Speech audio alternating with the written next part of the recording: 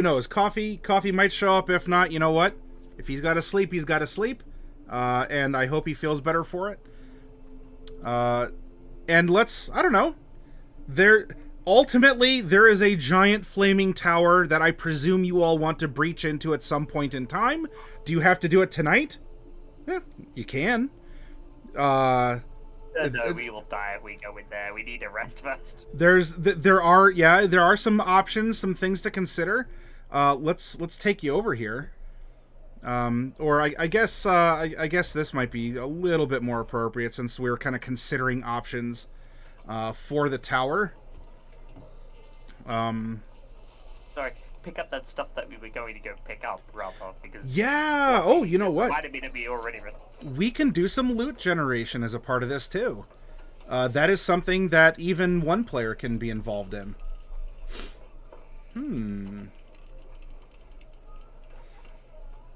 Let's see. Treasure. Question is, can we use our favors for rerolls? Fickle God favors, no. Darn. Though just as a inspiration, yes. Fickle God favors, no. And just so you all know, Bright is floating 2 points, Casimir is floating 1, and Cipher is floating 1. Yep.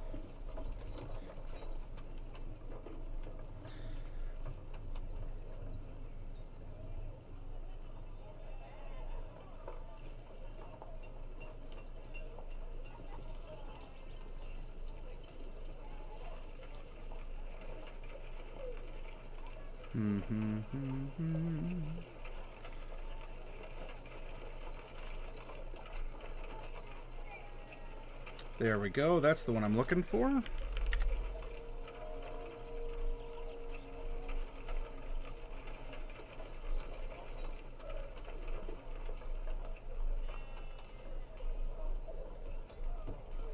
All right, now, if memory serves, and actually, you have rested. The last session that was recorded is not on this rig that I'm using right now. Is, going live at least on a Tuesday during my downtime is also to test out things that I've been putting together and rearranging. And I have been a bad boy and haven't uploaded it. And it dropped off the VODs because it's been a couple weeks since we played. But you all should have rested. There was a discussion about that, about how much time should you let pass. Of course, what are the properties of that place? Is it like the Fey Cave? Is there some sort of time dilation, or what could happen? Or, could they survive? Or, are we, if they're dead or not, we need to make sure that we won't die as best as we can. And of course, prepping is part of this. I think you got at least a short rest because you went to the... you got at least a short rest because you did go to the Wild Cherry. I think we got a full rest because we were. It was a full. Okay. Yeah. All right. So I've got my spell slots back, get my curse back, get my spectre back. Because last time I got drained. And I remember last time I also spoke to you about using a good old-fashioned gravity sinkhole.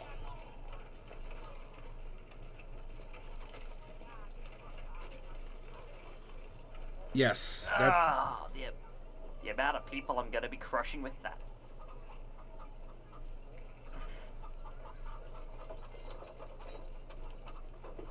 All right. So the arrangement for you all,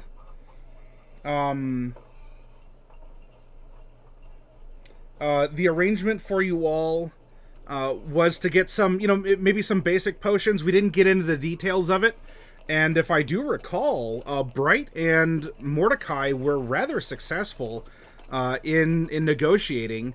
The person was going to go off and kind of grab an assortment of things and drop them off, and so we can find out what all is in here.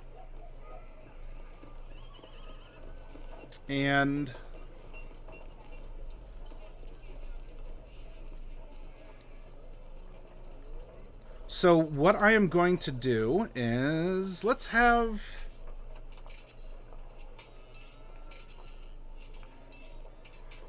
you all start generating some of the contents here, because it was sort of a care package that had thises and that's in it. I would like. I'll just go Cipher, Casimir, Bright for the rolls here. We have some basic potions of healing, and so Professor Cipher, would you roll a D4 plus 1?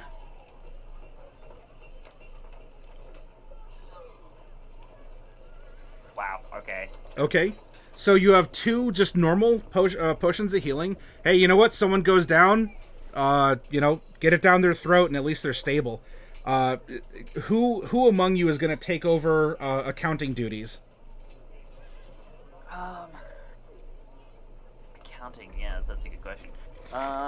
Or at least to write this stuff down. You can always square up with coffee later. Yeah, I'll write this stuff down. Put it in my... All right, Cipher. So we have 2 potions of healing.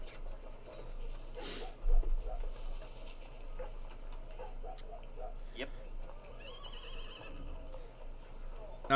Next, can I have a D2 plus 1 Casimir for a potion of greater healing? Hey, look at that. So you have 3 potions of greater healing.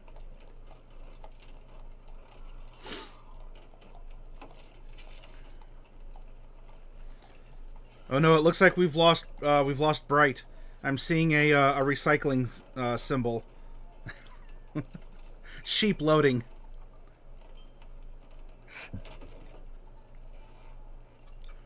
Oh, there we go.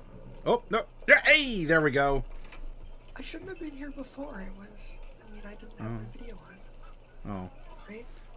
Maybe that was a connection symbol and not like a buffering or something.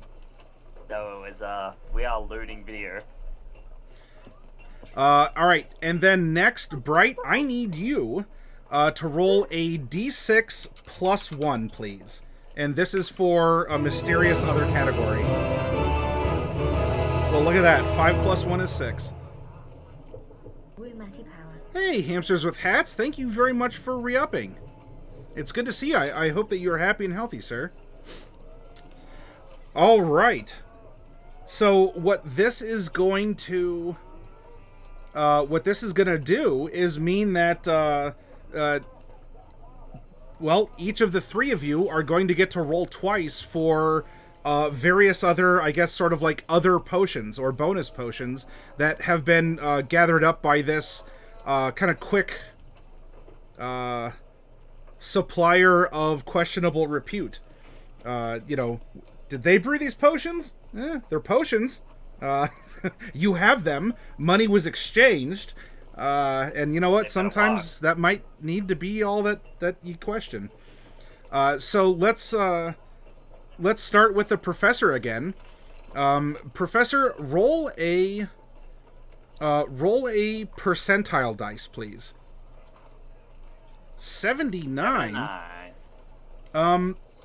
Okay, so Professor, as you're going through this, you're like, okay, here's some vials of things, and you kind of, they're labeled, and one is a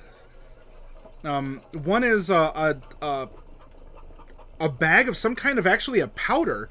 Maybe it's sort of like a drink mix or something. And you are trained in Arcana, right? Yes, I am. Sure. Go ahead and make an Arcana check. Hey, dice not screwing me today. That's nice. Okay. And in fact, I think we can even really, even with Bright and Casimir, Casimir might even be able to get in on this too. So a 24, maybe even a bit higher.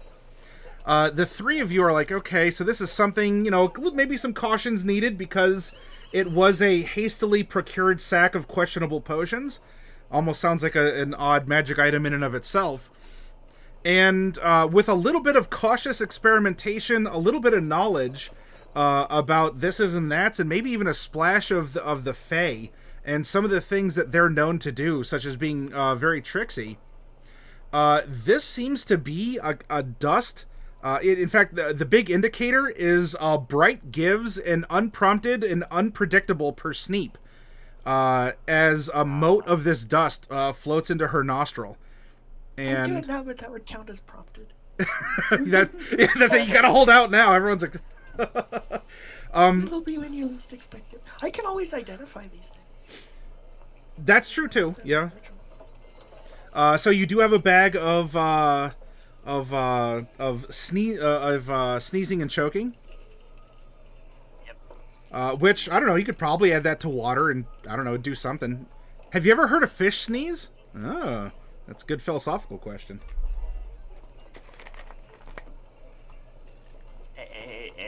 It's called a gas weapon. And of course, Bright can also attest that the Fae have been known to use another type of a powder for quite a tricksy effect. Hey, Wolfblade, thank you very much for the re-up. There are lots of Howdy, powders. howdy. Dust of disappearance or dust of hallucinations? Well, perhaps those two. This was another one. Now, you as lethality might remember, but as the professor, maybe not.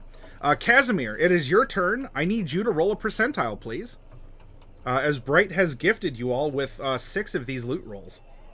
An 84. Oh, wow. All right, Casimir. You know, you're looking through this, and you know, like this seems really big for a potion. And you pull out kind of a clay jug. It has a nice little, like a nice little hoop around it, like almost like a moonshine jug. You know, you can get some sipping in over the shoulder if you need to. But this is a jug that has a lot of little nozzles and little pour spouts, and they're each labeled. They're each labeled in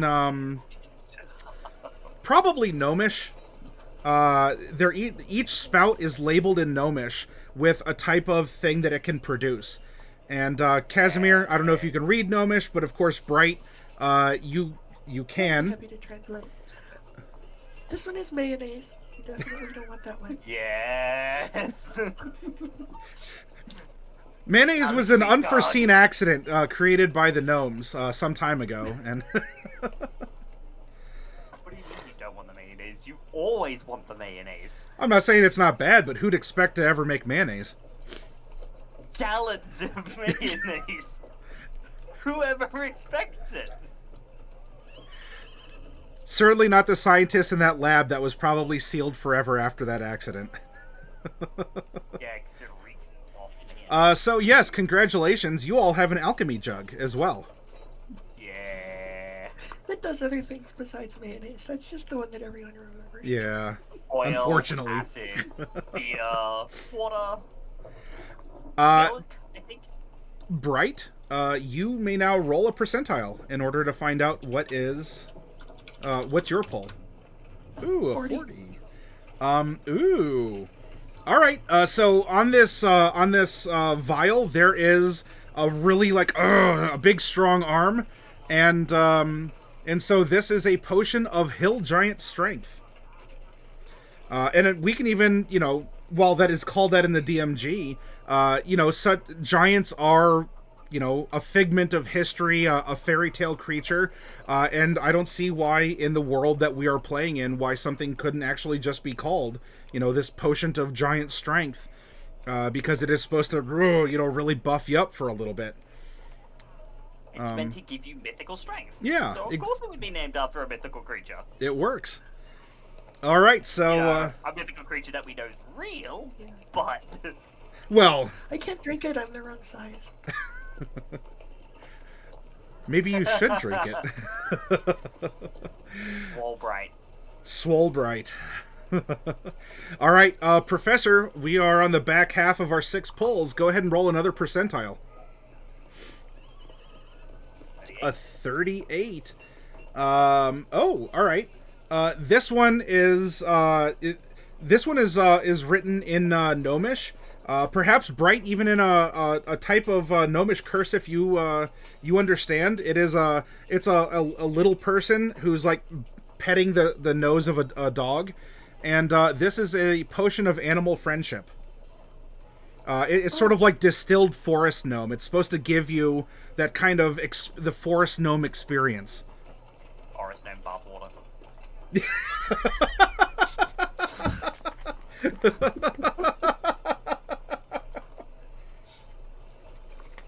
I'm sure there are many who rumor that's what it is, or at least there might be some gnomes who at least claim that's what it is because it'll fetch a high price on the open market. Yeah. High price indeed. Yeah. All right, But Casimir. The good news is, I can produce all the forest gnome bathwater we need. Yeah. You are Then a we font have of to it. magically distill it. Yeah. We have to magically distill it. Suddenly we're going from saving the world to just creating like an economic simulator of. Well, I mean, hey, that might be something we could do on the side to net us more gold to buy more magic items. I'm if y'all want to do some it would be have quicker downtime. downtime stuff. Like you might not solve a mystery or rewrite history, DuckTales woo-woo, but I mean you might be able to do something preparatory or fun. There was like a side task at the Tumbled Wench. Maybe a little investigating. You can always work with Miss Crumb on something for the Wild Cherry. There's of course the Shadowhar are still in the port. But Casimir, go ahead and give me a percentile roll, please, and let's find out what you're drawing next. I don't 88. Have anything else. Interesting. Okay. Casimir, you pull out some goggles.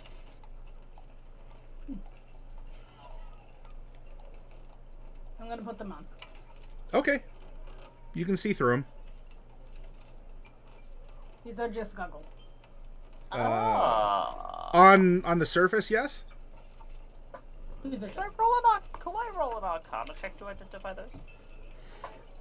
Does everyone look a lot more attractive than usual? Okay, goggles. They all look the same. Sure. I can identify them for you. if you Yeah. Let's have Yeah. Bright or the Professor. I think you're both trained. One of you roll Arcana at advantage. Well, Bright Can't I can just use my spell? Bright can Oh, just use yeah. identify. Oh yeah. Wait, is it like you cast it and you can just sort of like, keep it up, or you can like put all the things out No, there it's- and do it? It's a ritual. It's a ritual. Okay. It's a ritual. It's 11 minutes. Okay. Sure. So Casimir, well, are you gonna give Bright the goggles, or is she gonna have to cast the spell on your face? Yeah. Okay. That's role playing. I'll take the goggles and I'll identify them. Okay. They look a little different when I have them. Yeah. So It's part of their magic properties. They change appearance depending on. this might have Am I too been. quiet? Guys, Chad is complaining that I'm too quiet. Am I Oh. too quiet? I hear you just fine. Yeah. Okay. Here, Yeah, no. just in case.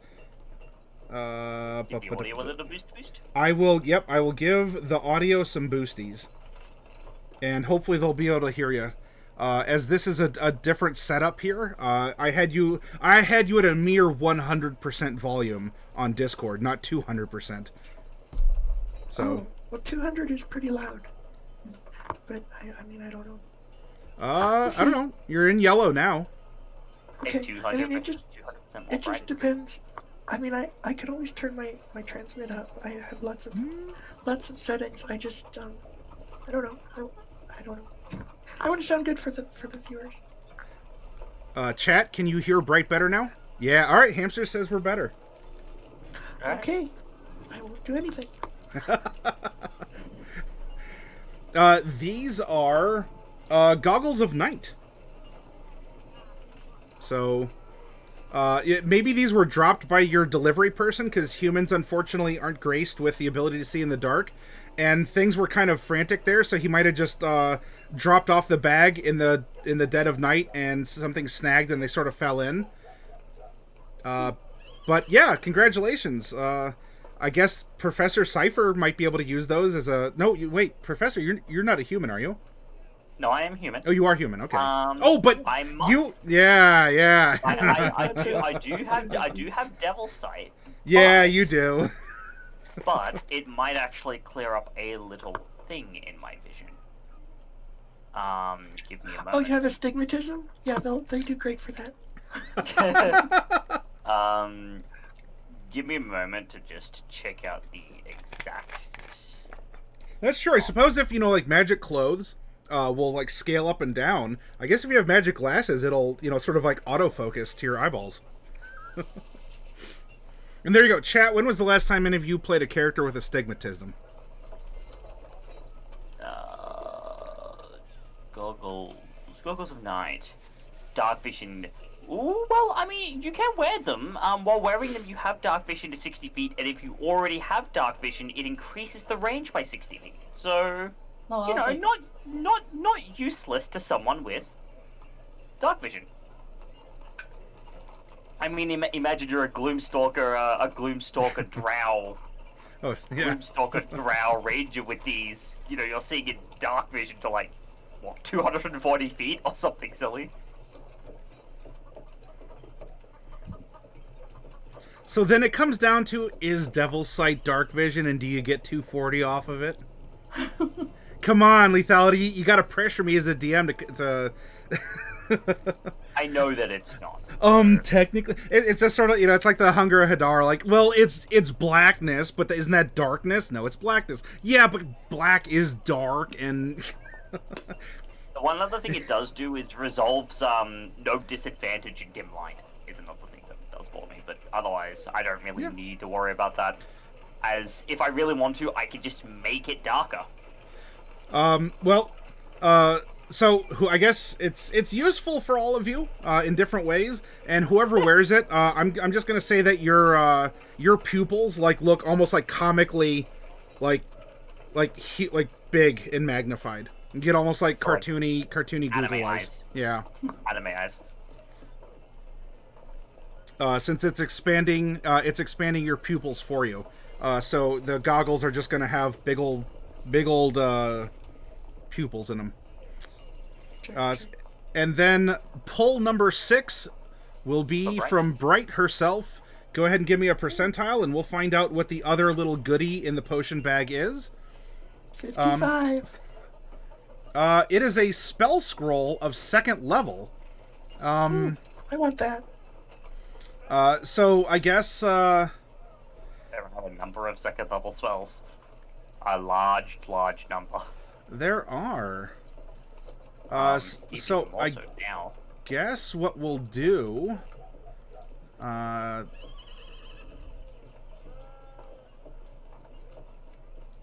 let's go to...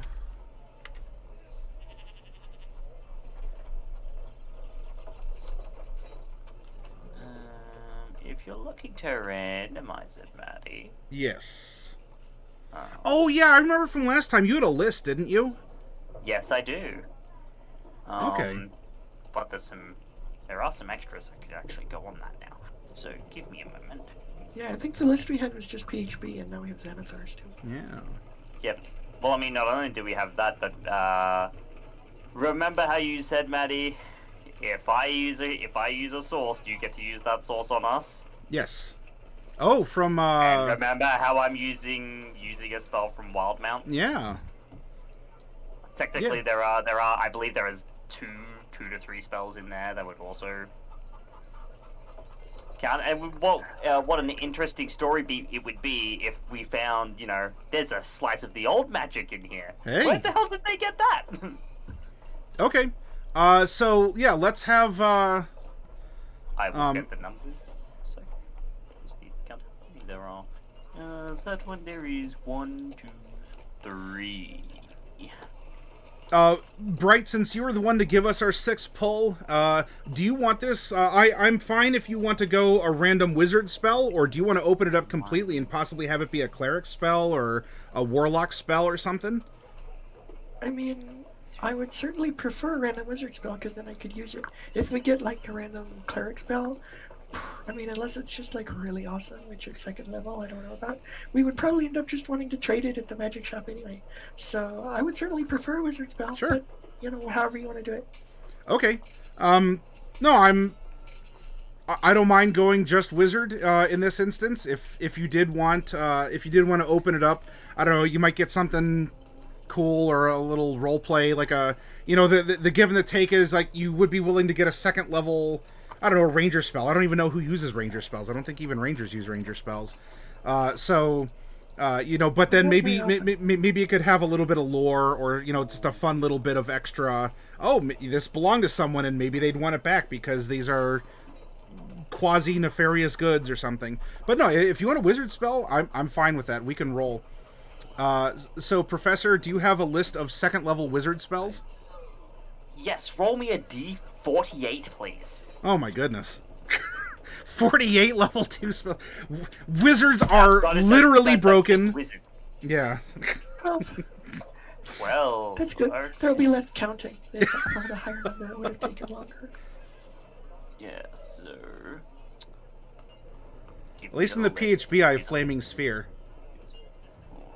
6, 8, 9, 10, 11, 12. 12 is not a PHB spell, it is a Xanathar's spell. Oh. And it is Dragon's Breath. Hey! Oh, So I have wow! good news and bad news. So the good news is Dragon's Breath is a really good spell. The bad news is I already have it. Well, it's a free cast. It's a slot that you can spend on something Yeah. else. I don't think I'll burn it that way. I think we'll probably have to trade it in if we can. Well, It's a really good spell. let us see here. That is not the book that I need. I have so much stuff open between my VTM books, my Warhammer 40k stuff, and now all of my D&D stuff. Open Xanatar's, please, because I need to have a look at the spell lists. Oh wow, and Warlocks can't even use it. That's a kick in the teeth.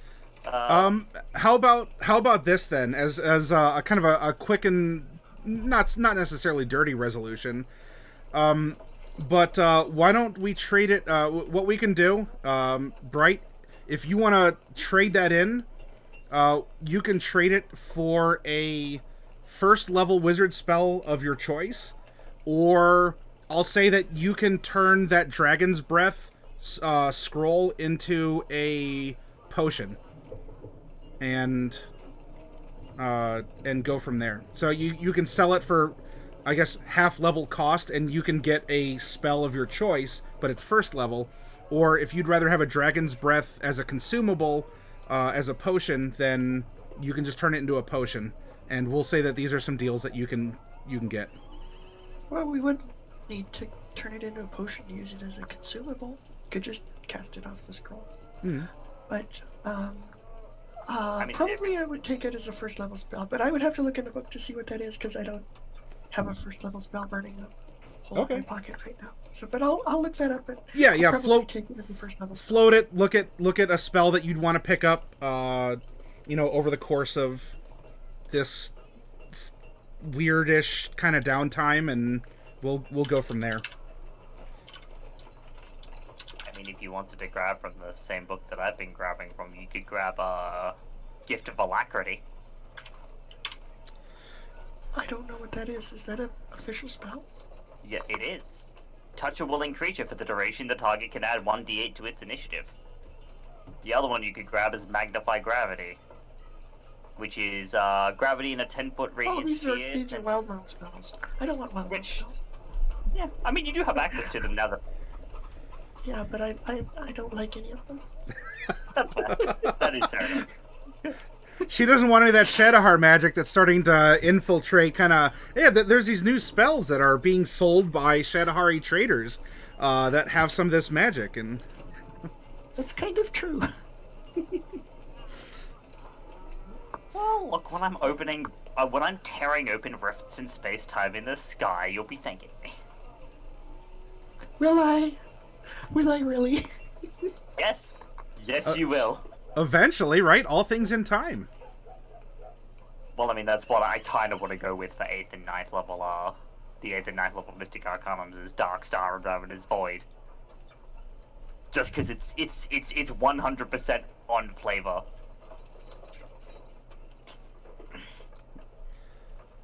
The other wizards and toolboxes, but the only tool one needs is Fireball. Just Fireball and only Fireball.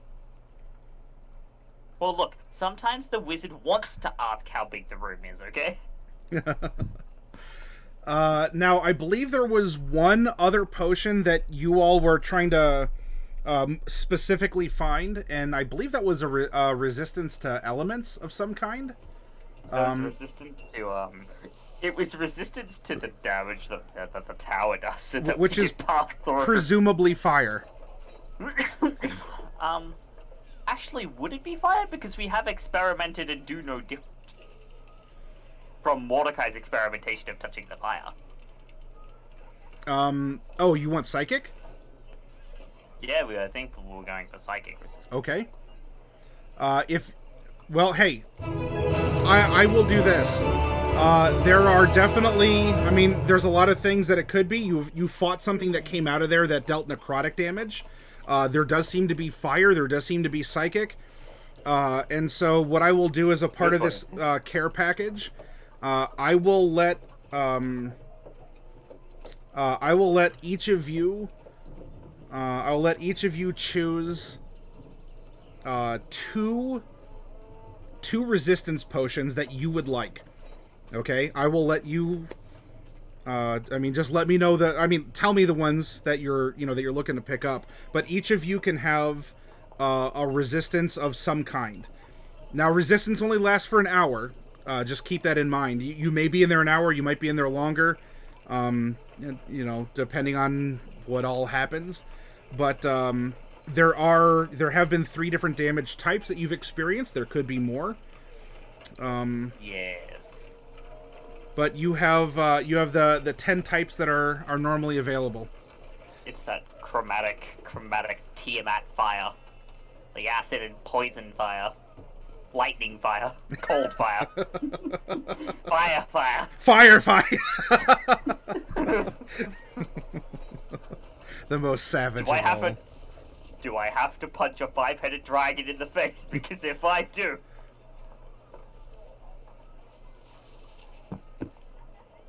Also, West River Rat, thank you very much for re-upping your sub, and good day to you. It's good to see you again, West River Rat.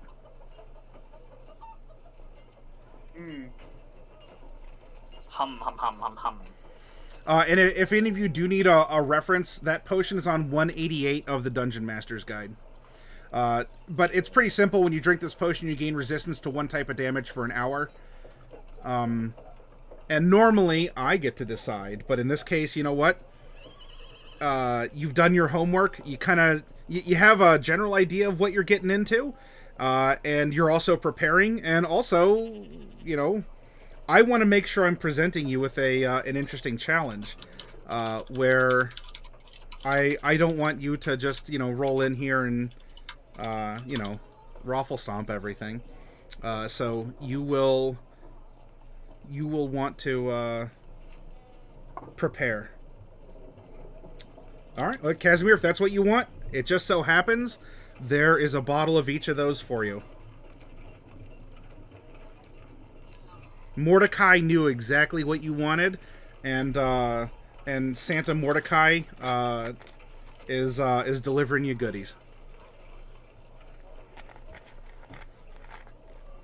Okay, that works. And I mean, y'all could also trade amongst each other too if you really wanted to.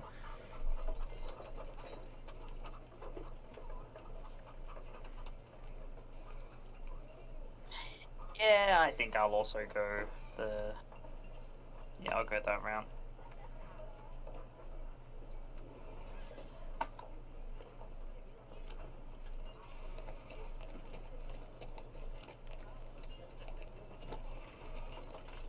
There we go. Okay.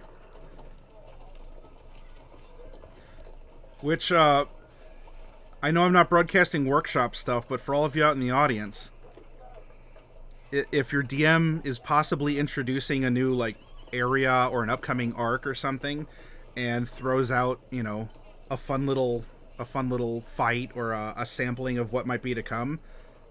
Unless your DM is not the best, it's good to pay attention to that kind of stuff because it might be a clue about what you're going to be getting into. And so the players here may very well have chosen wisely. Yeah, you throw a devourer at us, which I have PTSD about as a friend that I play with decided to buff the hell out of it, and that was not a fun fight. Not the one that we did here was fun, but the fight that we actually had was not fun. Well, of course it's fun when you all have almost 300 damage in one round, or a round and a half. But then again, all right, now also, I'm going to pull the curtain back. I mean, y'all have run games before too as DMs, as my players, and perhaps those out in chat too. Sometimes when your players level up, it's also good to just throw out a sandbag. I'm kind of using a Smash Brothers reference, kind of see how much damage you can do. You throw out a sandbag and you let your players hit on it to see just what they're capable of doing if they just go full out. And honestly, Bright was, I think, just casting cantrips and could have increased the... and also didn't hit, if I recall, too. So I think that could have been about a 350 DPR. My aim is pretty good. I think they hit, but yeah, I was just using cantrips because... I used one disintegrate. That was fun. Yeah. But, just the one, yeah, But I had more, but I saved those spell slots for later. Yeah. Good thing, too. I needed them on the ships. Yeah. Yep. Also, Raphael killed himself. Just as a note. He did. He was the one who was silly enough to dispel the reverse gravity while he was 100 feet up in the air. He did. That was his fault. He did willfully disperse that, and remember, if you recall too, his body just kind of floated away, it just it disintegrated in a sense, but not from the disintegrate spell. After jellifying from severe blood-force trauma. Oh yeah, I'm sure his organs and bones just were just jello at that point. But yeah, the best way to defeat a monster is to not let it have a turn. Yeah. Yeah. There's a reason why Time Stop is level 9. In that I get all the turns.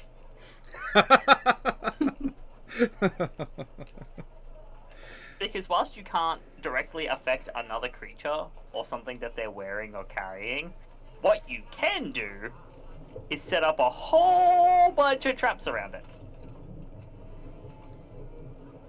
Not touching it, just around it. So you deny it its movement. And then you just... Eldritch Blast? Whatever kind of blast spell you see fit. All right, so you all have your fun sack of goodies that was procured by Bright and Mordecai. Now, if there's any additional shopping, you are in a large city. There are Shadowheart goods, art, services, mundane, and even magical goods. If you're looking for, I guess, in our meta terms, things that could be side quests. There was some trouble going on at the Tumbled Wench. Not the proprietress, but the head waiter and the two enforcers, the two bouncers, ended up running into Investigator Stillwaters and had asked if she would be willing to come kind of sort out what's happening. There was you can always work with Miss Crumb, because she is kind of a de facto head of this vampiric organization from these newly converted vampires who are a part of the city, they're doing their own thing. There are the Shadowheart boats, the Navy, and other armed forces that are in the harbor. Things going on there. I think we already said shopping.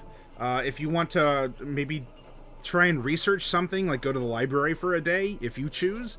You can also remember one possible key, because I think you all were discussing several ways you could actually breach the tower. there were, I think, some spells, and of course there is trying to find this Grimhilder von Alle, who seems to be a key to getting in. I believe you were able to deduce that, you saw Bambardalis and his boys Glenn and Gary be able to breach the wall, but of course there seems to be a connection of some kind. He said that he was in the service of some kind of an infernal mistress, aka his ex-wife, and that could have had something to do because he was able to manifest a portal and run through. So there could be some other type of way there. It seems like you might have options, but right now you are facing not just a brick wall to breach, but this kind of dimensional wall as well. So figuring out how to do that on your own by finding an item or a person, those could be possible routes. If you want to split the party, this arguably would be a safe time to do so if you each want to do different things, like, I'm going to go shopping, and I'm going to go find someone, and I'm going to craft something. Really, it'll be your call here. In meta terms now, from DM to player, because we are down a coffee this session, if I am not going to penalize you all and say, haha, clock's ticking, I get to win and advance the story how I want because you're willfully not interacting with it. But, if reasonably you want some kind of, mini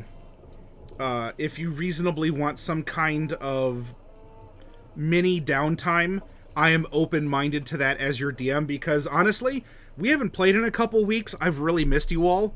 And I'm just happy to sit down and roll some dice and play a little bit of D&D, even if it's fun, casual, like, preparatory stuff.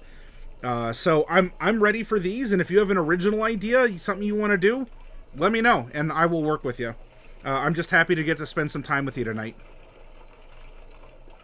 Which is more than fair enough. That does remind me, though, of something that I did wish to do.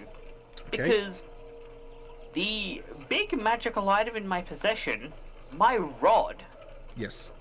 it's currently not complete. Yes. I managed to only get it to a +1.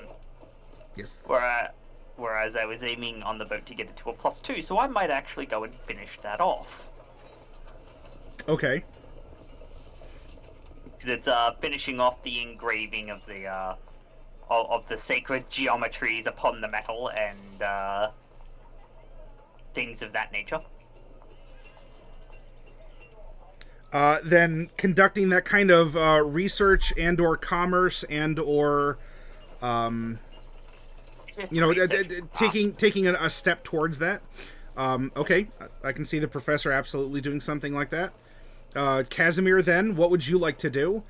Now we can still play as if Mordecai is here. We got to treat him kind of like a blue blob and from Dragon Quest or something. He's just sort of following y'all around with a big smile on his face. Mordecai is technically here, so if you want to interact with him, or we can have him support one of you in something or whatnot. Well, I have the Alchemy Jug now, and then I had Jaiden's poison tail tip. So what I would like to do is extract poison from both of those to apply to my weapons later. Okay. Let's see. Okay. Yeah, you're a hunter. You've hunted giant scorpions and stuff before.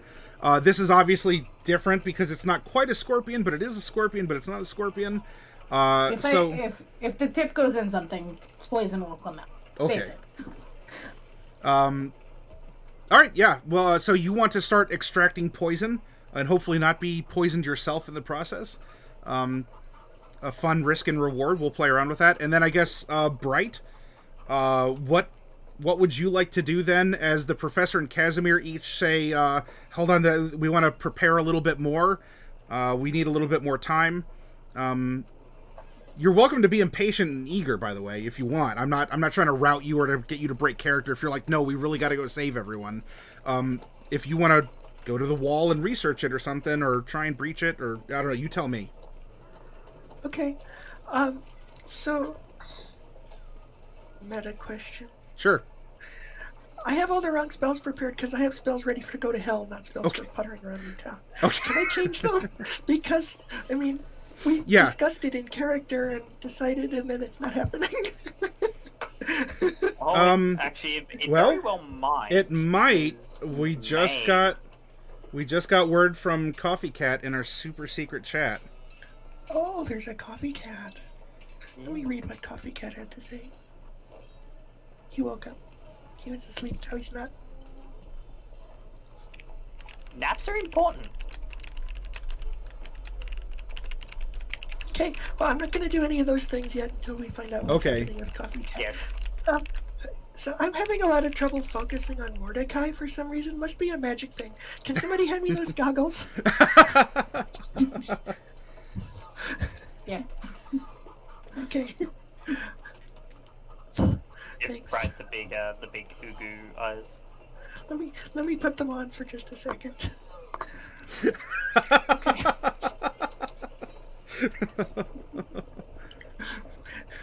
Okay. Well, it looks like he's coming into focus, but he's not quite focused yet. Those aren't nearly rose tinted enough, Bright. Yeah. They're just my regular glasses. Bright doesn't wear glasses, but I do. Well, now you can roleplay into it. Yeah, sure. Okay, well, let's figure out what Coffee's doing first. But I Sure. have something that I do want to do, and it's not Okay. necessarily in character right at this moment, but maybe it could be, which is that I've been carrying around the remains of Herbert for, like, ever. Yeah, okay.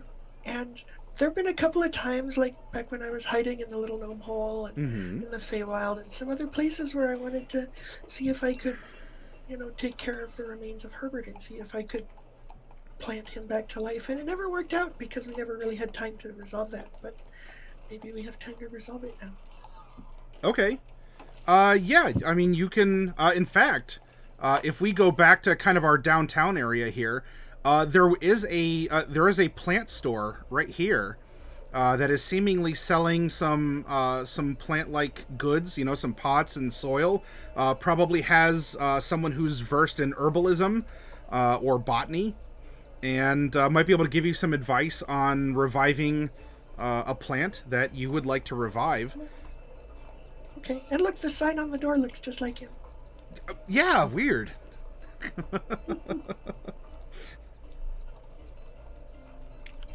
Yeah, I'll go ahead and stop in there. Okay, so I was able to see Coffee Cat, and it looks like, excuse me, I was able to see Mordecai, and it looks like he doesn't want to come with to the plant shop. So I don't know Those what goggles to work say. too well. Yeah, they work pretty well. So do we think we're going to be spending the whole day in town after all, or do we think we're going to be heading out in the same... 1 second, because there might be... I asked Coffee if there's just sort of something that he wants us to consider. Mordecai would do this, then we'll plan around it. Yeah. And, depending on what it is, I'm fine, Bright. Because we didn't expect, because Coffee might have had a long day. Of course, with me being sporadic in my off time about broadcasting, schedules, availability, and whatnot. So I'm fine if you wanted to shift your spell suite to prep day and not go time. Depending on what Coffee says, and that can set the expectation. Okay. I'm happy to be flexible in that regard. Okay. Well, yeah, I'll just go to the plant shop, and then I'll work out the spell situation in case it matters. It may not even matter, I don't know. We'll see. Okay. Mordecai is eager to get to it. He's making sure everyone is prepared to the best they can, but is also pretty eager to get it done. I guess we could say... so if he wants to go in, I don't know, one of you claim him because he'll support you in doing something. If it means getting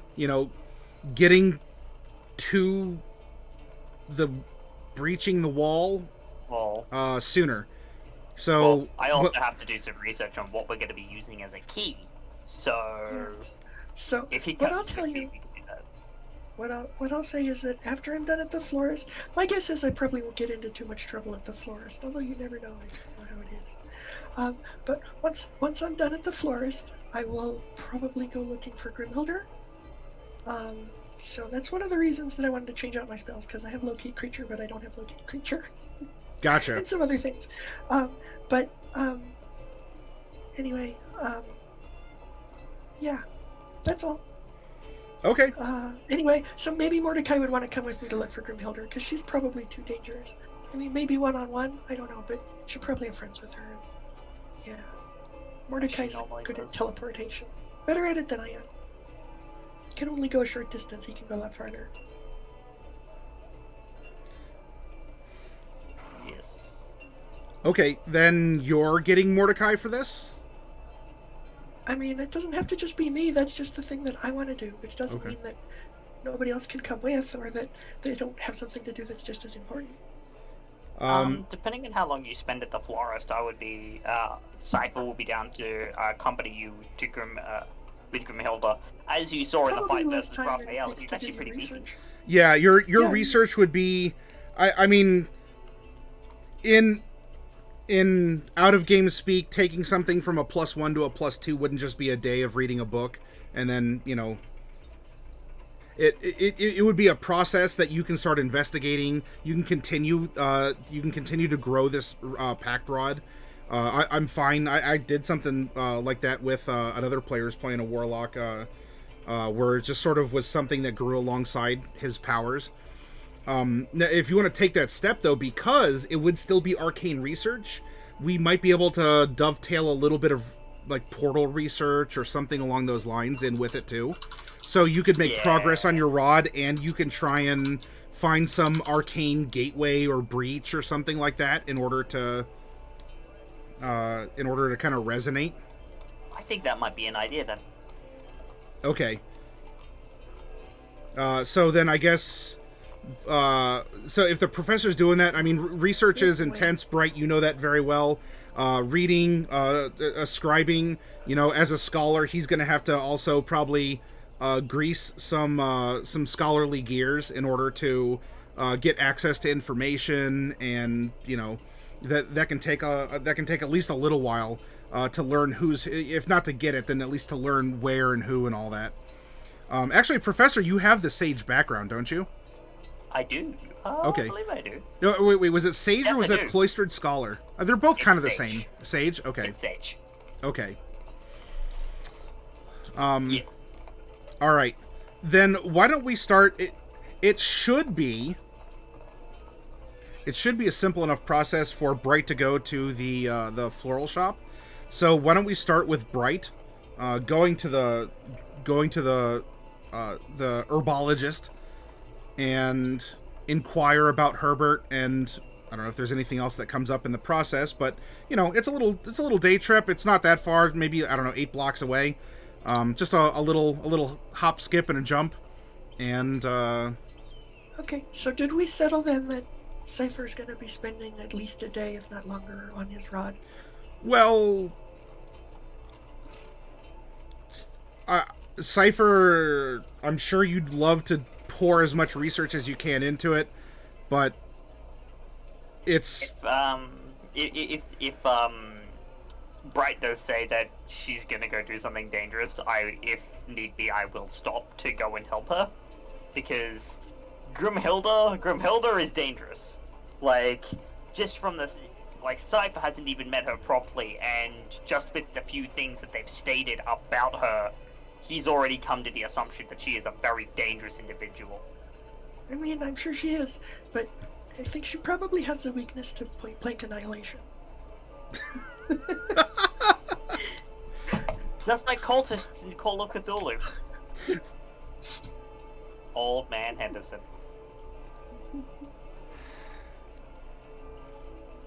That's a 4-chance. All right. For you guys. then yeah. That's a hell of a story too. All right. I'm still going to start with Bright, have our interaction, and then she's going to swing by and pick you up, Professor. And then and I'll have our own little side roll. In the meantime, what have you discovered until Bright can make her way over to you? And then Casimir, do you want to play around with this stuff in Jaiden's office, or where would you like to go? You want to leave the city and just kind of go sit on a grassy hill or something, or what would work best for you to experiment with this stuff and to try and not get poisoned as you're trying to extract poison?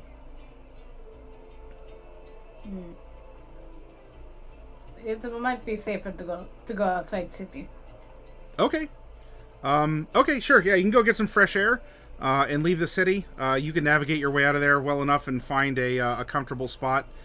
So then at some point in time, either through a magic spell or you all can talk and say, hey, let's all, if we don't meet up before then, you want to meet when the sun touches the top of that tower over there or something, or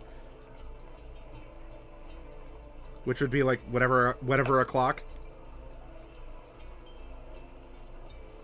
Unfortunately, wrist sundials aren't always accurate, so...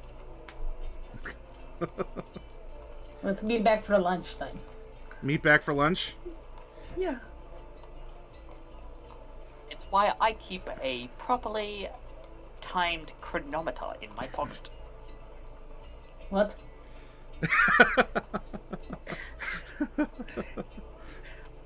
It's a little thing he has where if people don't agree on what time it is, it allows him to say that he's always the one that's right.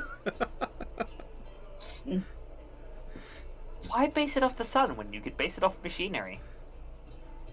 Machines can break, sun cannot. Casimir, quick! It's making a clicking sound. He's got a bug on his wrist. Got it for you. Well, have you ever seen an eclipse, Casimir? Oh my goodness! Yes, but that is not sun breaking. That is moon going in front of sun. The sun still moves. Hello. Actual Jake is raiding with a party of 141 people. Holy smokes! We are being invaded. We're being That's invaded a mighty by raid. children of the corn. There's a lot of corn going on. Charge corn. Hello, everyone. Welcome to our corner of D&D here. Yes, all the raiders. Oh, and all the emote combos. Oh, heck yeah. All right, y'all. We gotta do battle. Spam. Throw me an owlbear. Throw us an owl. Yeah, throw The us an city's owlbear. under Take us an attack. Oh, howdy. You know what? owlbear. And My head. while now the vast majority of you in chat probably knew what was going on over at Actual Jake's channel, let me give a shout out to Actual Jake. As a thank you here, y'all were just chatting, and I hope that you were having a productive conversation.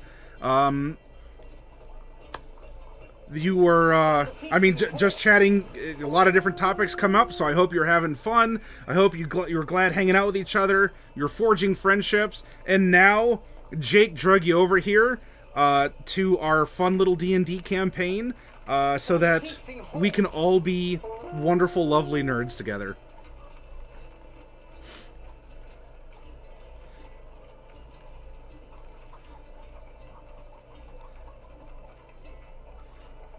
Sound a feasting horn.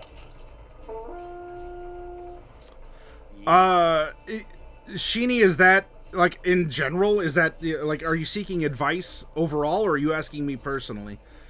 If it is personal, then the players here are from the community, and they were the ones who were available at the time I could broadcast and play, and we're building a rapport, we're talking about it, and we're now, we are almost in August, which would make this 3 years.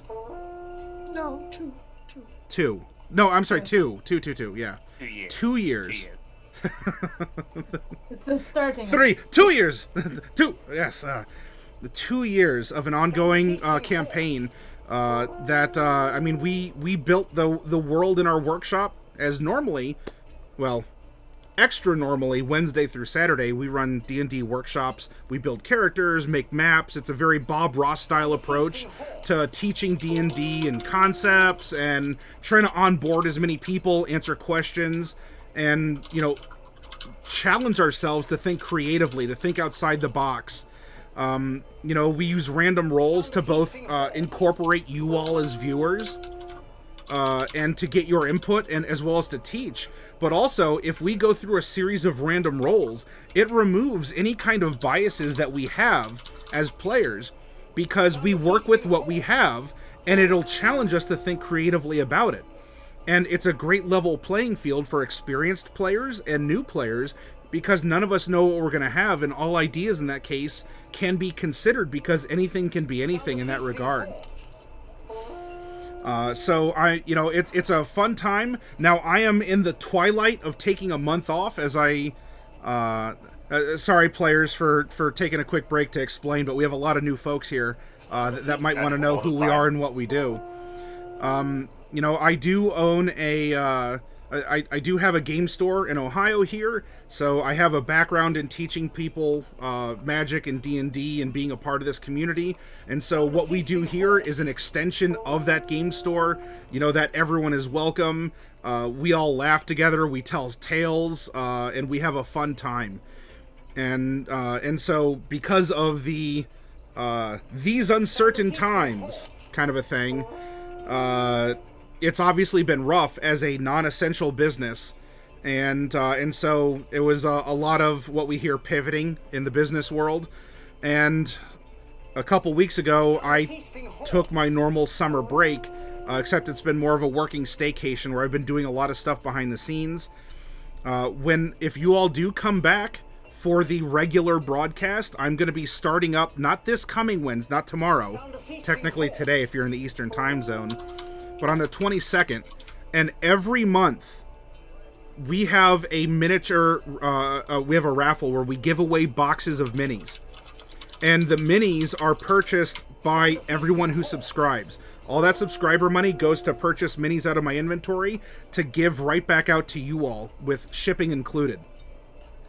And so if you join us, not tomorrow Wednesday, but next Wednesday the 22nd, you can be a part of our raffle as well, and maybe you can get some minis to help create a story at your tabletop, learn D&D, have fun, and and come by and give it a try and ask questions. That's how we learn. We open ourselves up, and all of the follows. Oh my goodness! You know what?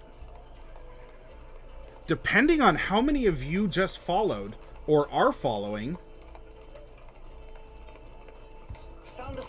I think we're really close to Partner?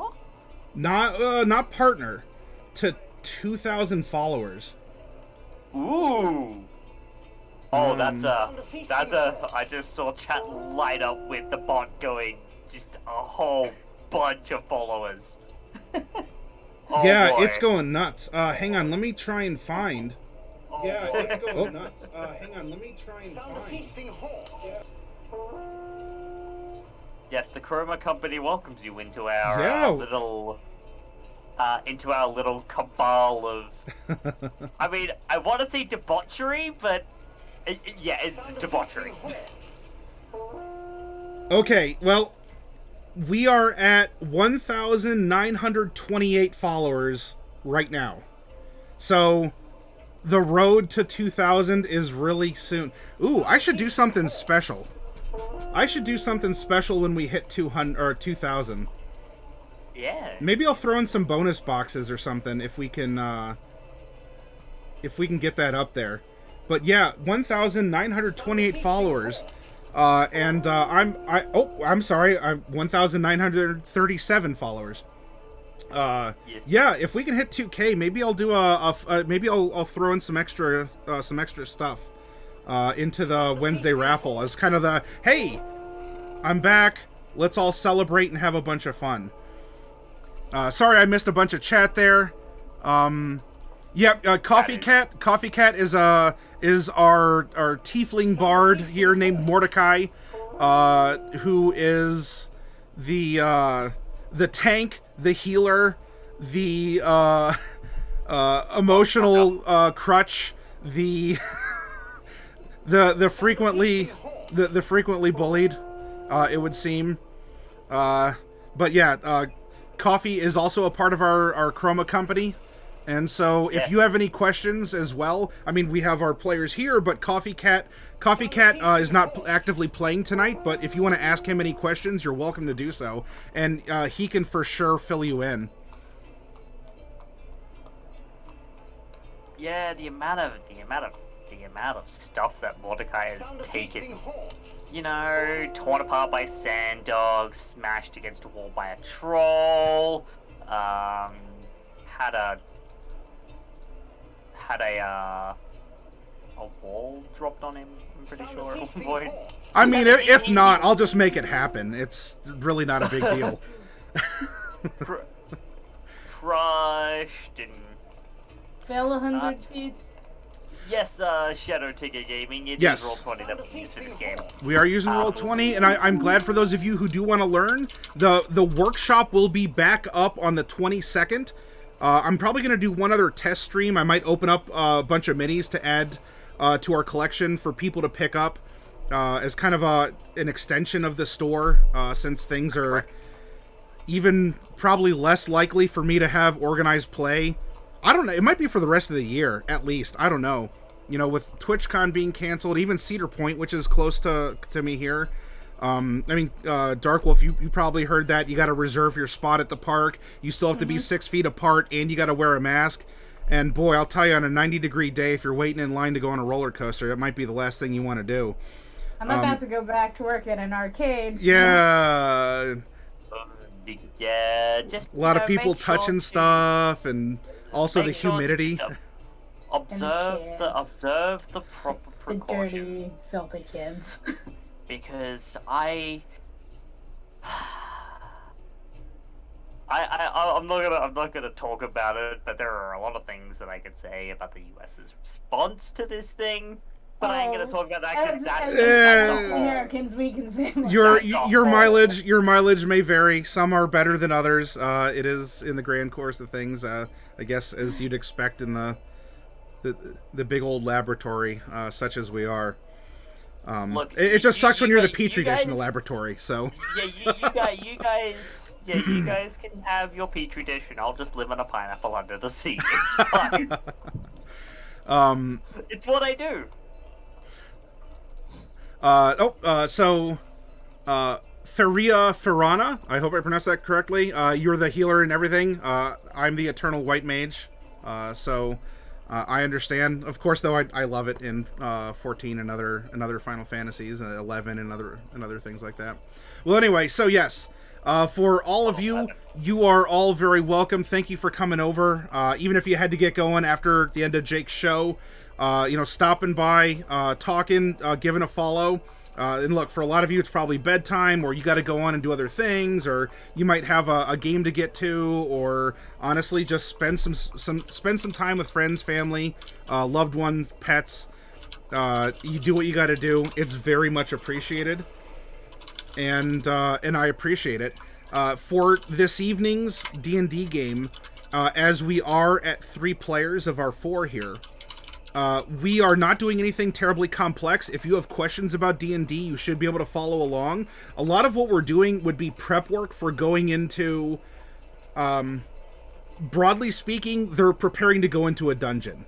And so you can see how the players are, how they think, the things that they want to do, that they interact. What do they think is important for going into a dangerous location? And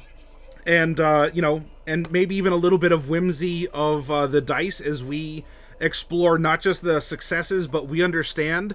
And for all of you that are here, if you've never played D&D before, you may even still be aware that rolling a 1 is generally considered bad. Remember, it is also just a roleplay opportunity. So yes, something negative may happen, but you may still be able to accomplish something. Even if it's not what you expected or wanted, but an understanding DM will work with you in that regard. I think lethality, it might be a wark that you need. ! Wark, W-A-R-K. Yeah, Sushi Mom. The last boss of any D&D game is consistency. It's the universal enemy of us all, whether it's online or a heads-up group with friends or family at the dinner table. Now, just before we do get back into it, Maddie, I do have to ask, when do we get our giant yellow flightless birds? Talk to Casimir, because he's the one that summons horses.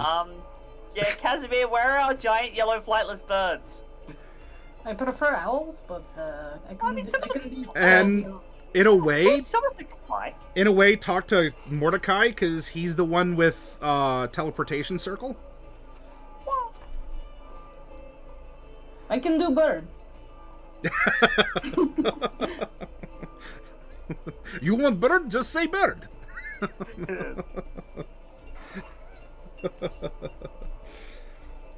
Where? No, Frederick, I wish we had jerk bows. They're the best mounts. They're great. The guys who great stink, but they're great. They're great mounts. Let's... Yeah. All right, so for all of you here, if you still have questions or commentary, you're welcome to put them out there in chat. I will try and keep an eye out. However, players, my players here, and or Coffee Cat, or just people who've hung around the channel for a long time, it's a very great community to answer questions. In fact, on our Discord, there's an entire mentor network of volunteers, people who can answer your questions, help onboard you with D&D, and not just give you one answer, but you might even get several different ones that would offer a buffet of choices for you to choose, whatever's best for the context of your table and your tolerances. So, I want to encourage chat as much as possible, way over yonder.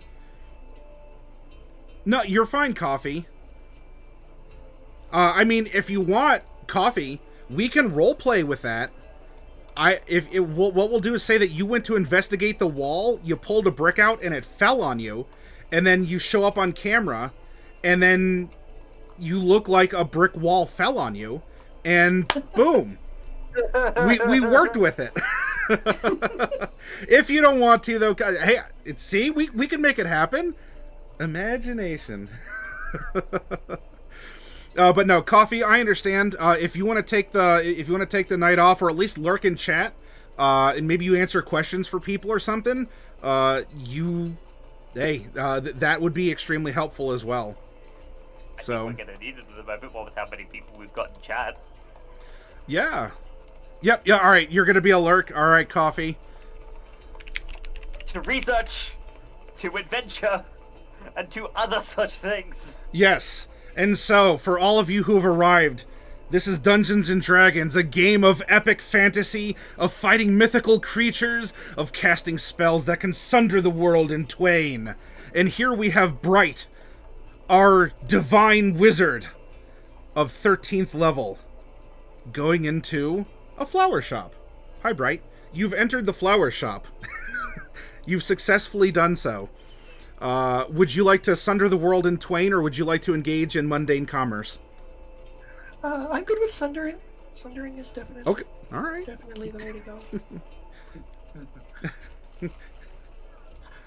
Cool. Not what I would do. Cool, though. All right. Okay, so after the planet is split in half and the molten core has been exposed,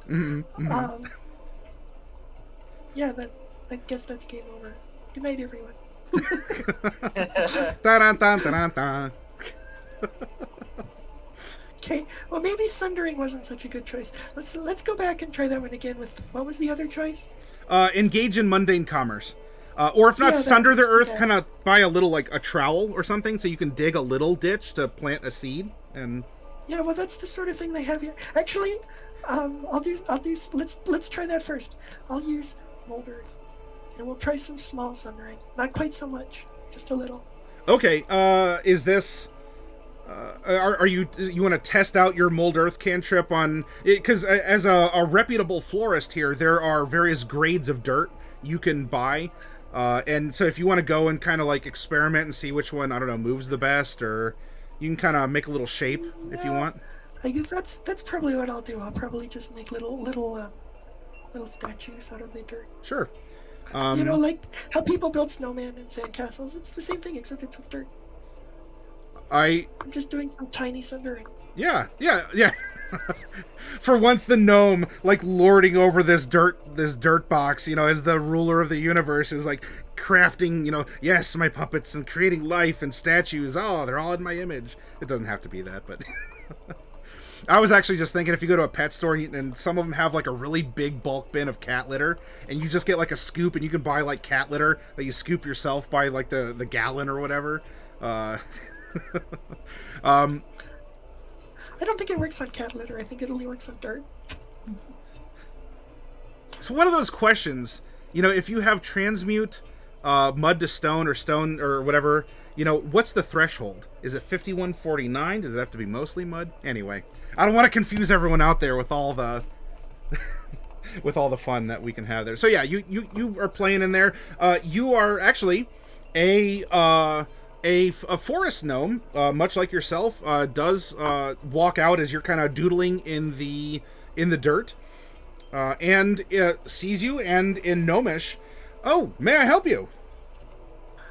Hi, no. I'm so happy to see you. I didn't know that. I mean, do you know?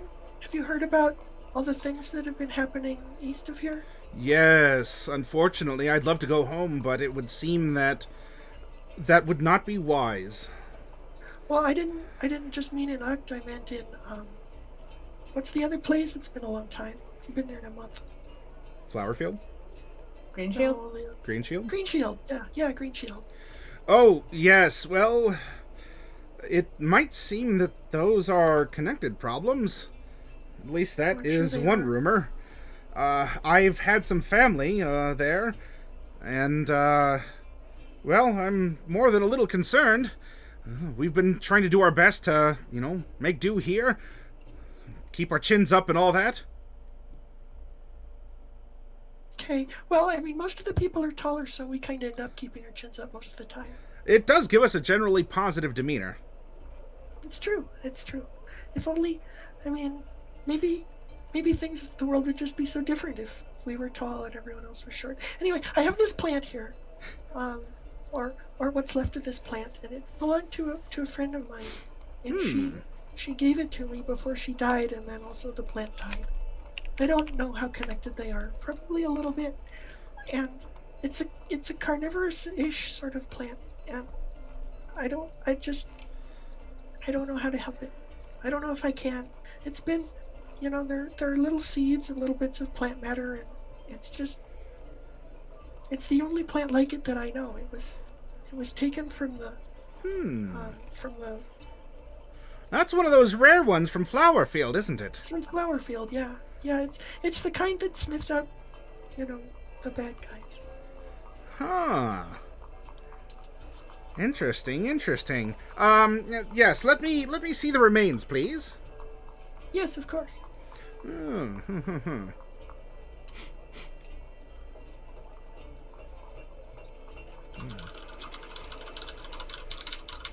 Well, one moment. He goes to a counter, hops up on a stool behind it, takes a book and kind of clomps it down, and begins to open it and flip through. Yes. This might take a moment. You are welcome to browse, or if you have any questions, I'll do my best to answer. I'll tell you, well, it's a real tough time to try and understand how the flowers from that region work, but I have tried to become a bit of a specialist. I make frequent trips out there. I don't know what it is. It must be something about the soil or something. There are just some varieties of those flowers that they can't seem to exist outside of Flowerfield. It's absolutely baffling.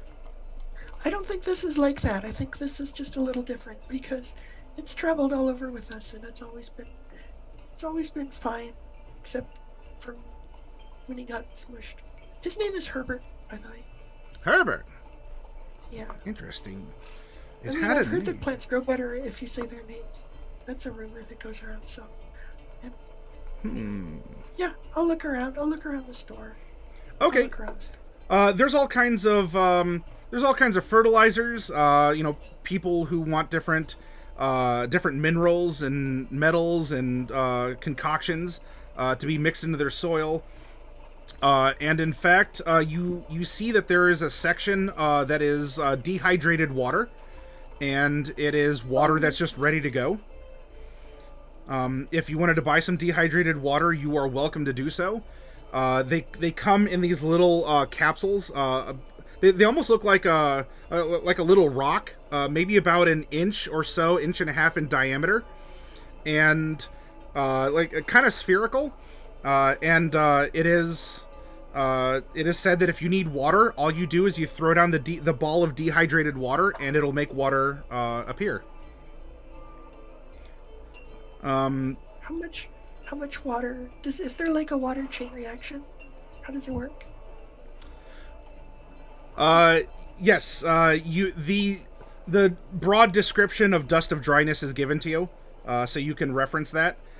So you can buy dust of dryness that has already been pre-soaked, pre-dried, prepared, and you can also just buy raw dust of dryness if you wish as well.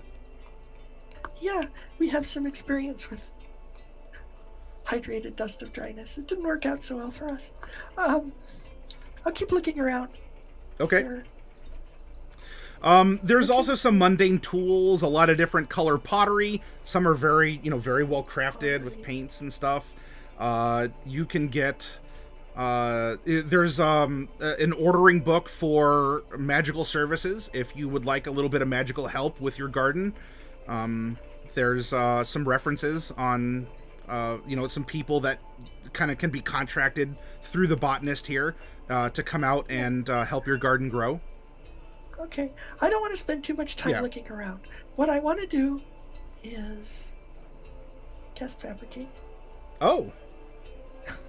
Okay. Sure. Yeah. So what would you like to fabricate then? Because I have leveled up my pranks. What are you going to put together? So, there's a lot of dirt here. Yes. Dirt in bags, dirt in pots. Yes. All kinds of dirt. And so what I want to fabricate is a giant pot, a giant flower pot. Okay. But it's made of dirt. Okay. That's all. It'll take 10 minutes. Are you okay? That'll buy enough time. Are you doing this out of sight of the shopkeep? I mean, he's busy with the book. He's busy with Herbert. Yeah. Okay. Sure. So you start fabricating this flower pot made of dirt, and he ends up kind of. He doesn't say anything offhand. We could both fit into it. Oh yeah, it is large. So yeah, as you are. You find like an empty corner. Maybe he's waiting for like a pallet of something to come in, and you're just like, this will work. And he kind of goes to the back a couple times. Like his voice is muffled as he's talking down. It's like, I'll be right back, and just kind of carries the book as he's still reading. Comes back out. He brought a couple things out. He seems to be doing a couple little tests. Kind of sprinkles something, couple drops of one thing or another, as he seems to be referencing things back and forth in his book. A little bit of time passes, probably even a little bit longer than the 10 minutes. Are you hiding inside, or are you going to walk back up and just sort of like patiently wait for him? Hiding inside is a pretty good idea. I think I'll do that. Okay. Sure. So yeah, you can build this pot around yourself. All right, I believe I have a solution for you. It is mostly guaranteed to work. 50% of the time it will work 100% of the time. Ma'am? And you hear tip, tip, tip as he goes down the step stool. Oh my. Well, where did this... Ma'am, are you... Kind of... Okay. You hear some... Time for a minor illusion, where my voice comes from across the room and it says, I'm over here. Oh. He was approaching the giant flower pot. I'm sorry. Yes, I think I have a solution for... Where did this come from? Yeah, all right. And his voice is going away as he's like, yes, so we might be able to recover the core of this plant. And I have a certain concoction. His voice is growing distant as he's walking over towards the distant corner. So now it's time for me to be invisible.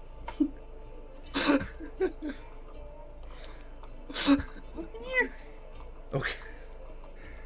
He We're reached. gonna have to go to hell tomorrow. Ma'am.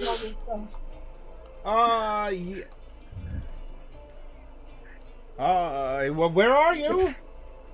Okay, so is he carrying Herbert, or is Herbert somewhere? No, he left the book and all the stuff on the desk. He came down to like go and get you. So it's just him. Like he's wearing like an apron, has some like mundane some botany tools on him, some herbalism stuff. Okay, so I just want to go over and read the book while he's looking for me. See if I can see anything interesting in there. Yeah. Number one, it is written in a very beautiful gnomish hand.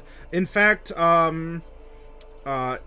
this is probably, you are a calligrapher by trade, and we'll say that you can recognize some of the hints of the penmanship. Whoever wrote this book was probably a student of the same person that was teaching you.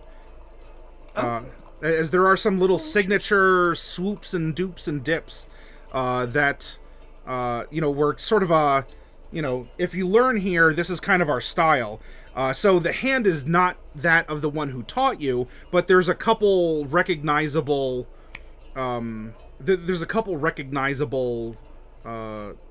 aspects to it.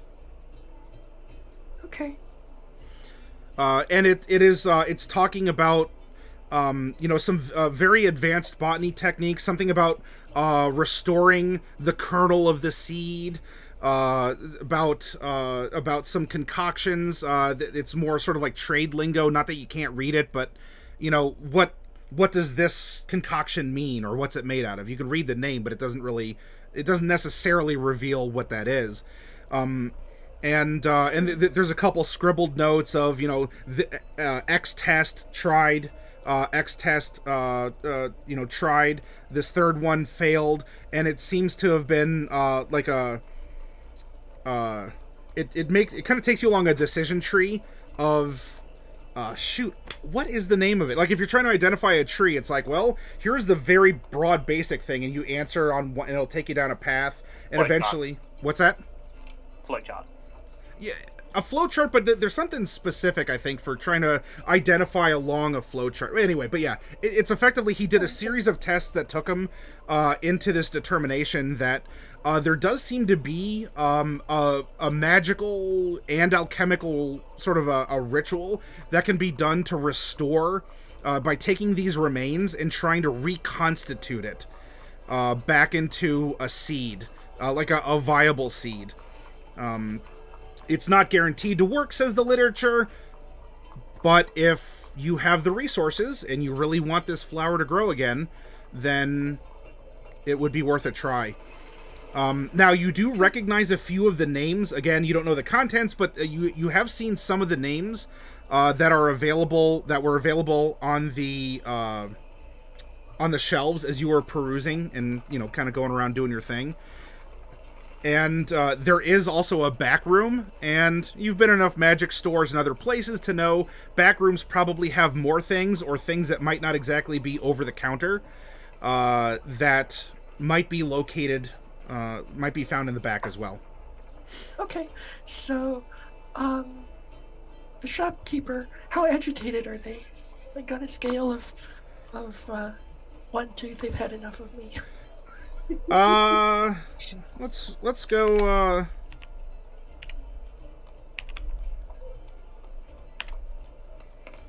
on a scale of 1 to 10. Ma'am? Hello? They've had enough of me. Okay. Did you? Yeah, so his voice is like, you didn't just leave after I did all this, did you? And he's kind of stomping around, like, he's not being... he's not like, I'm gonna call the police, but he's certainly, he feels a little like he's kind of confused and he's a little worried that someone was in here. There's a giant pot made of dirt, which, the irony is just, absolutely baffling him. He's in a very confuzzled state. So says the Gnomish language. Okay, well then I guess it's time. Okay, I know what I'll do. Go in the back room. I'll take a peek what's back there while I just sit tight. So I'll send Peggy Sue to the back room. Oh, and then I'll all go right. ahead and turn off my invisibility. Okay. Oh,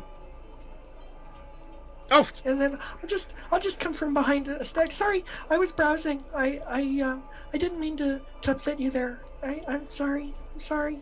My hackles are slightly raised, perhaps more than slightly, but I'm sorry. I'm so used to explaining Gnomish nuance. You understand when I say slightly, I mean extremely, Yes, of course. in our nuanced language. Anyway, yes, I think that I found something that might work for you. He starts getting into the things that you are reading. Meanwhile, well, are you gonna kind of roll your eyes back and look through Peggy Sue, or? Not just yet.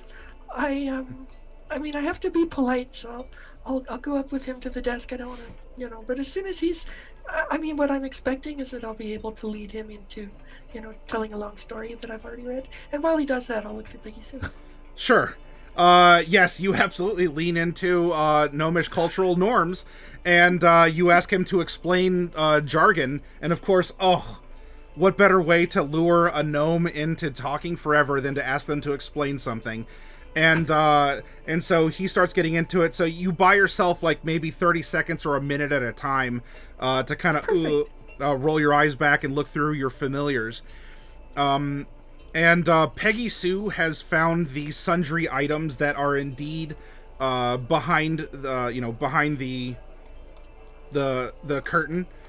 They don't have prices, which would indicate that they're not for normal sale, but there do seem to be, decent quantities of various dirts and admixtures, various unguents that you might need to reconstitute this dissolved, burnt, or otherwise smushed, I believe is the technical Gnomish term, this smushed up Herbert. Poor Herbert. Okay. Well, in that case... But Peggy Sue didn't find anything super fun. Fine. Well, we'll say Peggy Sue has found that some of the items on the shelf, while there may not be prices, would have a warning sign like a kind of a universal flammable sign, or something that would be like poison, like a universal poison sign. So yeah, there are like caution and danger signs. There are words that match the words you read in the book. Okay. But there's nothing Those are like good ones. she finds a crate filled with glowing green seeds that are pulsing with eldritch whatever. Yeah, that's what I was hoping for. Yeah. Okay. Well then, in that case, as soon as the shopkeeper's done with the story, I'll offer to buy the things that we need. I'll even probably pay full price. Oh my. I mean, not full price, but price.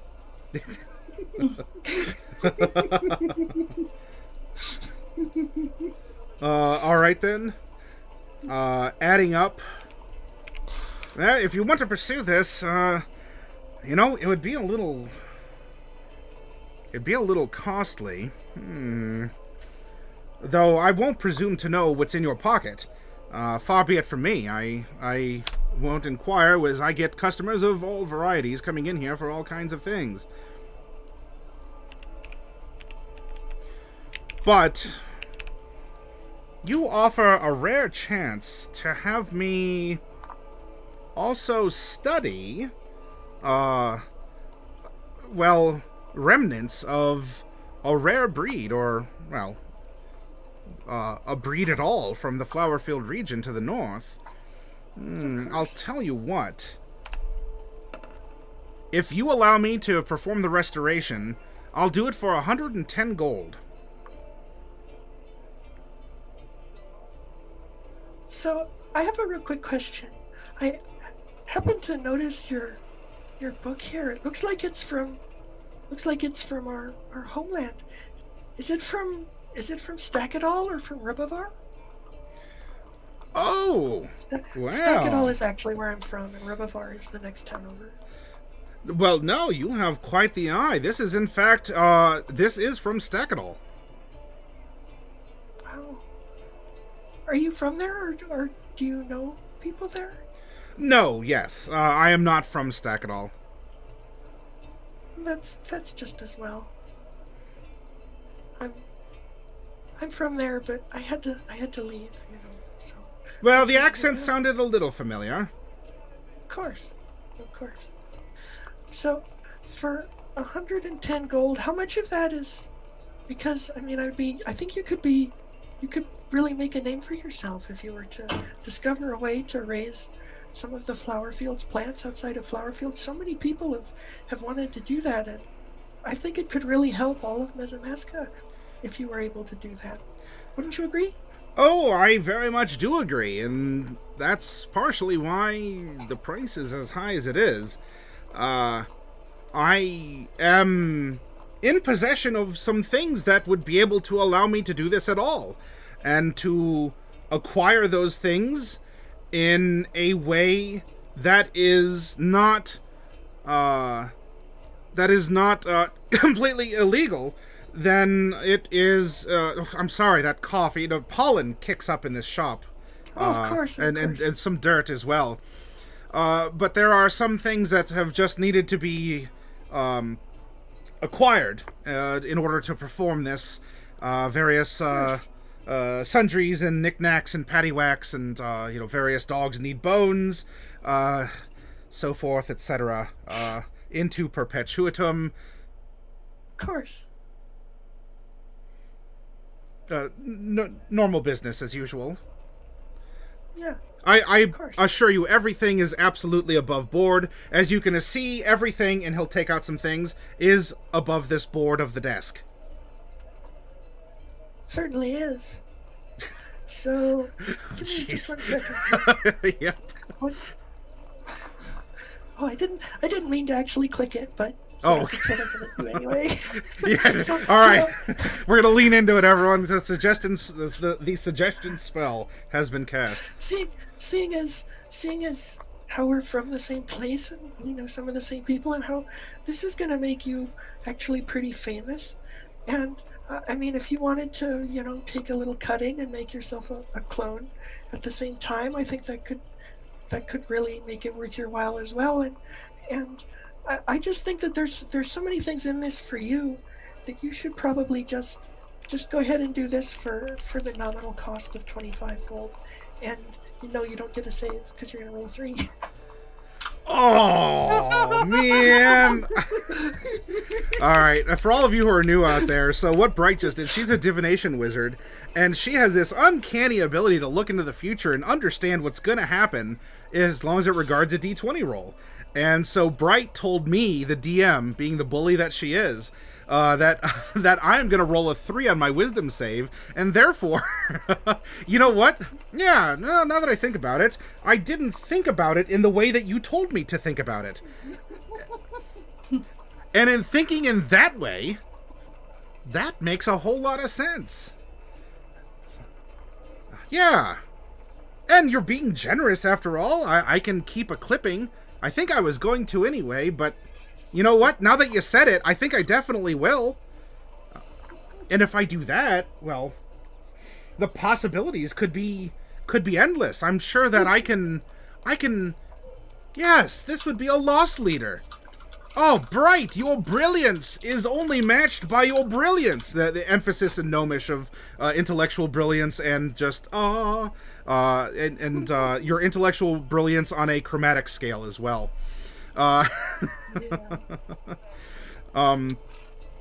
Yes, so 25, yeah, well, I think I can do that. As long as a couple people... You know what?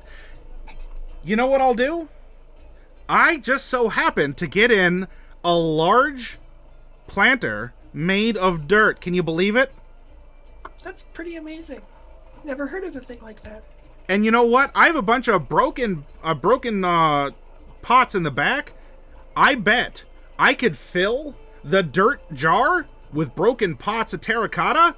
I could sell that as art, or maybe some kind of ironic planter. Yeah, I think that would work really well. That's exactly what I was thinking when I saw it.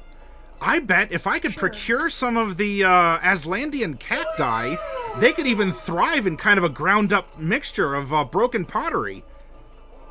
Yeah, I really like the sound of that, don't I? I think you do. I think it's great. Awesome! I'm glad you agree. And yeah.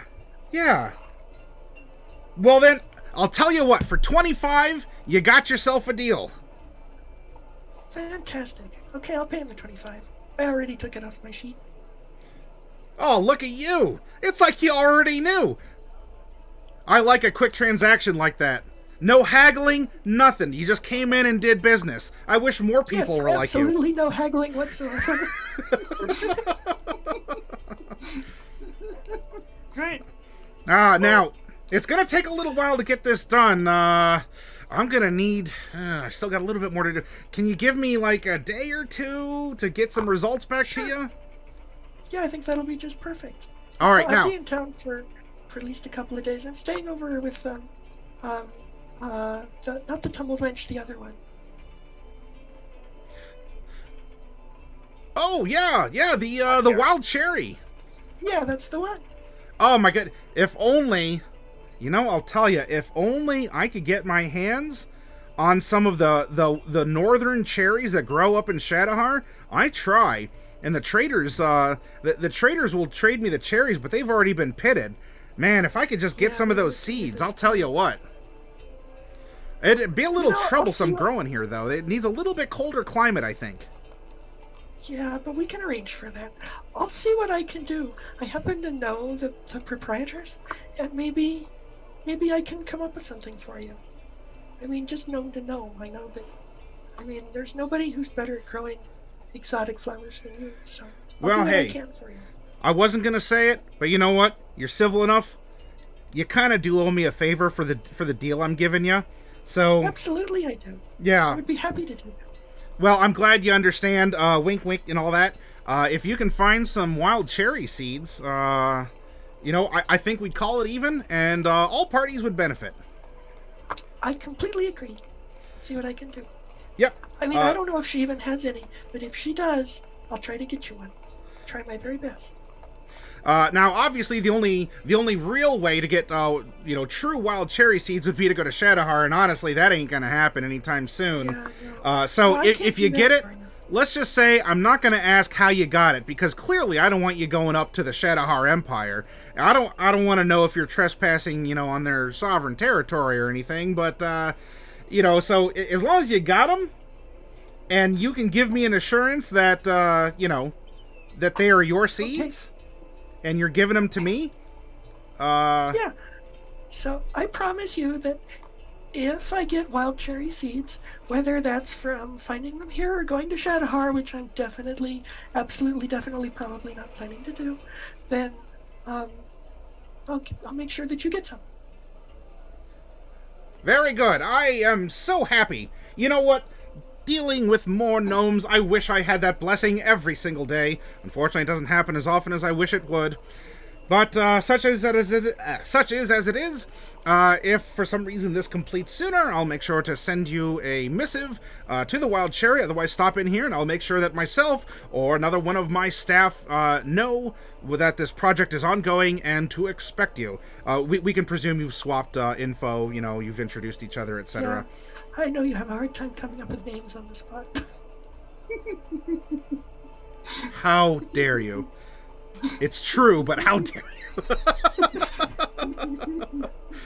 All right, so you have this sort of side project going of the restoration of Herbert through magical / alchemical means.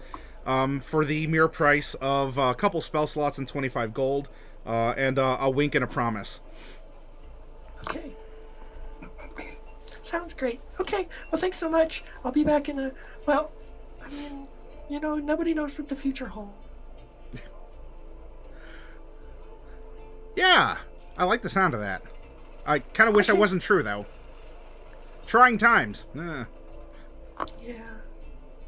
Yeah, it's like that in a lot of places. Okay, well, it's so nice to meet you. I'll see you soon. Okay, bye. Okay, bye. The traditional gnomish departure. I love it. All right. What we'll do, why don't we end up cutting over to Casimir on a hill? But what I'd like to do, I need to, because I had a lot of soda here. Let's get up and take a quick break, refresh ourselves. We'll come back to Casimir, then go to the Professor. And Professor, as you're finishing up, I believe you and Bright were going to work together, so it'll kind of bring things, it'll bring things kind of full cycle, as we'll end with you and then begin with Bright, then kind of merging with your own separate actions. And then we can, Casimir will probably come back, hopefully not dead, and we'll go from there. So everyone out in audience land, hey, get up, stretch, get something to drink or eat if you need it, a snack. We're going to take a quick break. Boy, I wish I had my... I recently did some tech upgrades, and I do not have the normal slideshows of the art of the stream that has been provided by Dark Wolf and Derek and Coffee, there's a lot of fun stuff. So bear with me. Our break screen, as we're gonna go to, boop. Oh, James, for the minis. When you say for the minis, James, what do you mean? But all the same, normally we would have some art playing under break time. Well, we'll work with it. But yes, let's take a 10-minute break, everyone, and we'll come back, refresh yourselves, and we'll continue this sort of kind of downtime activity, preparing for a rather big, going back into maybe more serious and lethal repercussions in the story. A journey to hell, yes.